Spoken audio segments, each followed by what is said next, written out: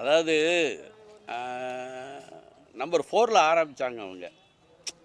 அதை நான் ஏற்கனவே யூடியூப்பில் கொடுத்துருக்கேன். மாலை முரசில் ஒரு நிருபர் வந்து என்னை பேட்டி எடுத்தார் மதுரையில். அப்போ நான் சொன்னேன், ரொம்ப போராடி ஜெயிக்க முடியாது வரும், சாணக்கியத்தனமான ஆட்களை கையில் வச்சுக்கணும்.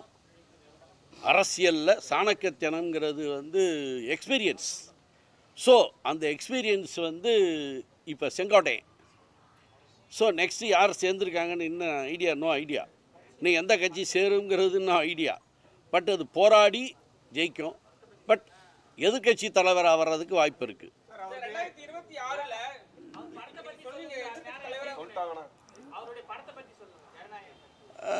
அதான் சரிண்ணே, ஜனநாயகங்கிறது அதிலே வந்துருச்சே. ஜனம் என்றால் மனிதர்கள், நாயகன்கிறது அதுதான். ஸோ ஜனநாயகன்கிறது மக்களுக்காக அப்படிங்கிறதான் அந்த டாப்பிக்கில் இருக்கும் படம்.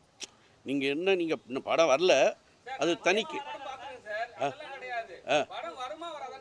இல்லை, வரும் கண்டிப்பாக வரும். இல்லை அவர் தனித்து நின்னாலுமே ஆட்சி கூட்டாட்சி தான். அவரை எதிர்கட்சியாக வர்றாரு, அவர் எப்படி கூட்டாட்சியாக பண்ண முடியும்? எதிர்கட்சியில் வரலாமே தவிர டைரக்ட் சிஎம்மாக வர முடியாது.